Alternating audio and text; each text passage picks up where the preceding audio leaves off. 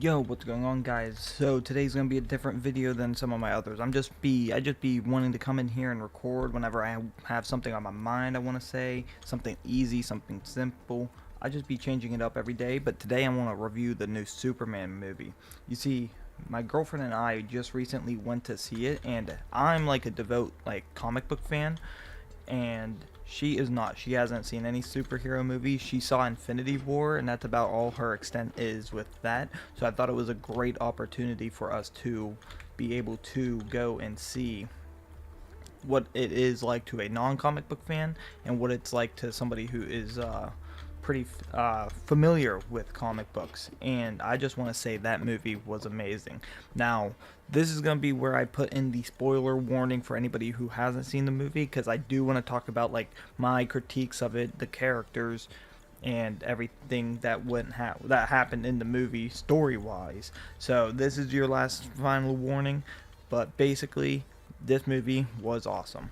Now, as what I was saying, I've been trying to get her into more comic book movies, and we've been doing a lot of Star Wars together. So recently we just started the Clone Wars, and aside from the Clone Wars, we have also I've been also playing through Jedi Survivor. Now, as for Superman, that movie was awesome. I want to just say that I think the cons of that movie do not outweigh the pros of that movie. Basically, whenever you see David Cornsweet as Superman, he definitely embodies what Superman is as a character, and it is so great to be able to see him, you know, play that role as well as he did. And it also, I feel like, helps a lot because he was a big comic book nerd. He mentions a lot of Star Wars, he mentions a lot of comic books. I think that's always a great thing for whenever the performance of the movie itself as well, because whenever you look at movies like the Batman, Robert Pattinson, excuse me, Robert Pattinson was a big Batman fan. He was reading all the books prior to the movies. He was also trying to read. He was also like telling people like into Matt Reeves and stuff that the next movie should be about Batman getting a Robin, and they kind of allude to that in the Batman movie. I keep getting off topic. Hold on, let me get back on track. What are the pros of the Superman movie that I think were amazing and how they portrayed it? It would have to be all the characters. Whenever I am talking about the characters, I think David Cornsweet did an amazing job as Superman. He really embodied what Superman is as a character in the comics, and I really hope it leads to some good future adaptations. Basically, this movie was like watching Justice League Unlimited, but in a movie format, and that was awesome to be able to see. I didn't realize I had more stone. I'm playing Minecraft in the background just for some video to talk over while I do this, so I'm losing track of my thought. But between Mr. Fantastic, Guy Gardner, Hawkgirl, I will come back to Hawkgirl. They all did a really good job at comic accurate depictions of these characters, and I am here for it. I think Robert Pattinson also did with his Batman as well for a year one Batman. Hawkgirl, she is like probably one of the only cons that I have with the movie, and that is because I don't, okay, I do not know enough about Hawkgirl as a character from the comics. I don't know if she was like that or not. And it was just because I never really had too much interest in her as a character, and it's also obviously a young Hawkgirl, so if anything, it's probably accurate to her as a character. And I want to say that, like, I know Hawkgirl from the CW verse, but I did not really continue watching the CW verse. I stopped Arrow at season 3. I stopped Flash at like season 5. It just it was all falling off for me. I never gave Tyler Hoechlin's Superman a chance, but I hear he does a really good job as well. So, I just want to go in and say that my pros of this movie were that it really did good with comic accuracy. And spoiler, as I was mentioning before, Kara was a really good Supergirl, I would think, because when she was first introduced into comics, she was basically a wine drunk white girl as she was in this movie, and that was like before she becomes the Woman of Tomorrow. in that comic line. This is just how she was, and this is where it's going to be setting up for next year's Supergirl movie, that she's going to have a great chance to grow as a character as well, the same way Superman did in this movie. Because let's just break it down in like the acts that the movie gave us. Act 1 was basically them establishing the characters and establishing the smear campaign against Superman in that movie, and how he how he handled like everything. You can sit there and discuss that wasn't correct, like him intervening in foreign countries where they had to force it to be a political situation, all manipulated by Lex Luthor. Now, with that being said, though, his stance when he gave that interview with Lois Lane, where he was basically saying that he was doing it for the people because people were going to die, that is, like I said, very Superman of him. And also, whenever he was sitting there and going around saving people, that was also very Superman.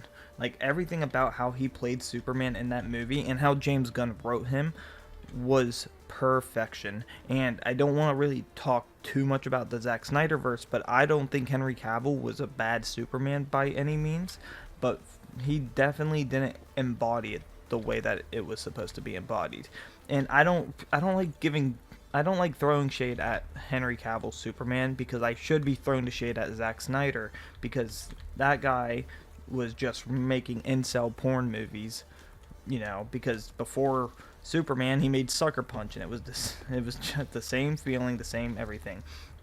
One thing, like, if he understood Superman more whenever he made Man of Steel, we would not have had BVS, Batman vs Superman, and that is just because he used his own misunderstanding of Superman whenever he was fighting Zod in Metropolis to set up Batman vs Superman, because Ben Affleck went out of his way and was thinking Superman was a terrorist for how he handled the situation. I think it was just lazy plot point just to push Batman vs Superman, but I also think it's probably mishandling of DC Entertainment as a whole during that time, because they weren't competing the way they should have been with Marvel, because at this same time Marvel was happening, we were having not Infinity War, that wasn't yet. We were having Civil War. We were finally getting Tom Holland Spider-Man introduced into the MCU, and I think they were just trying to push it out as fast as possible. Back to Superman 2025, though. Another pro is the soundtrack. I think this soundtrack in this movie was absolutely amazing on all fronts, because it really was hopeful. Like, whenever you think of Superman, it's got to be something that inspires hope, and they definitely chose to write music. And I also am gonna say one thing, that James Gunn just understands what soundtracks to use for his movies, excuse me. Because whenever you watch any of the Guardians movies, he did a great job with those movies as well. Whenever you watch any of the James Gunn's movie, the soundtrack is always perfect. Guy Gardner, I was pretty familiar with him in the comics. Everybody hated him because of the haircut, but I think that didn't translate too well to the movie the same way that it did with the comics, and I don't know why, but it's not necessarily an issue, but it was just odd. I'll just say it like that, because Guy Gardner was awesome. Mr. Terrific was amazing. I think he was one of the best characters in that movie, honestly, one of the side characters of the Justice Gang. Now, with the actual plot being about how Lex Luthor was trying to capture Superman, and he was trying to do it... What the fuck? Lex Luthor was trying to capture Superman because he is on hater game levels. He is on Kendrick Lamar levels of hate. It is so crazy, but it works out. That's what Lex Luthor reminded me of in this movie. Now, I also think that it gives a great opportunity for eventually Nicholas Holtz's Lex Luthor to grow as well as a character, because there is a time in the animated stuff and the comics where Lex actually comes to respecting Batman, and I think with how that movie ended, the final act of that movie, where David Cornsweet is telling him how he is a human. He puts one foot in front of the other and makes mistakes. I think that is such a good moment in this movie. That is probably the peak moment in this movie, because it really, like, it puts to words what we were already seeing the entire time. Whenever we were watching that movie, we saw him saving a squirrel. We saw him evacuating the city. We saw him being Superman that whole entire movie, and he finally says it. He doesn't say that he is Superman. He says it that he is Superman in his actions that he does. And that is a really great part of that movie. I do think it opens up opportunities for the DCU to bring Lex back, because I think it would be great. Like, I don't want it anytime soon, because there's a lot of things I want to see David Cornsweet's Superman do from the comics, like the time when, or multiple times even, where Superman talks suicide, or people who are having suicidal tendencies to not do it. I think it opens up opportunities for him to grow, because he was definitely immature in this movie. He definitely wasn't the most mature, even though he was, in his 20s at this time. But I think with him growing as Superman and growing into his role, we could see that. We can see moments like that come from the DCU, where he talks people who are on a ledge off, and he'll stay there all day and night, just like the comics, until they're ready to talk to him. And I think we can have moments like that. I also think we can have moments set up for a Doomsday event, where Lex will come out and be like he really misunderstood Superman and grow as a character as well. I think he could have the potential to go from one of the most hated people in that movie, because he was the villain and he just did a damn good job at it, to being one of the most well-respected people, because he changed his opinion on Superman, because he already shows that he can clone Superman. And we could probably also have an opportunity for Ultraman to come back out of the black hole and become Bizarro, which would also be a cool side storyline movie. But I don't think that's how James Gunn wants to run the universe, really.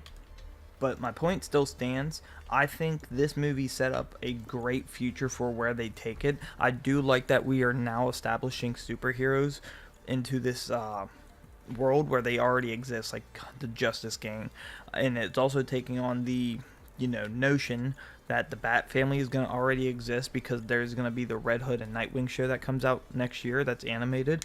It all really made me want to start watching Peacemaker, because I have not seen Peacemaker yet. It's not that I refuse to, it's just I don't have time to. It feels like amongst everything else I'm trying to watch and do in my day-to-day. Now, with that all being said, I think the movie was great. I gave it a 9 out of 10 on mine, because I definitely don't think it was a perfect movie. I think it was a perfect Superman movie, though. And the gripes that I have are so minimal. It's me not liking Hawkgirl. It's me thinking some of the jokes are, like, they just don't land properly. And it's just such small things that I just can't really say are, bad for the movie itself. Because I don't, like, from an actual standpoint of critics and everything, I can understand why there would be like acting things that they take into account, but I'm not taking into account what the critic standpoint and the critic medium would be. I'm just taking it at a standpoint of what a Superman film should be, and that encapsulates that perfectly. Hey guys, I just want to pop in and say that was the end of the video. I go on talking about stuff in Minecraft now because I felt like I gave a wide opinion about Superman. My only gripe was with Hawkgirl, because I found her very unimportant throughout the movie. But my final ranking of the movie was a 9 out of 10. Anyways, I hope I earned your like and subscribe down below. Also, please leave some feedback about this video, because I plan to record anything, whether it be funny moments with my friends, solo commentaries like this, and tier list videos, and pretty much just anything that I feel like recording at any given time. Anyways, thanks for watching, and peace out. Boom, boom, and now I'm in her room.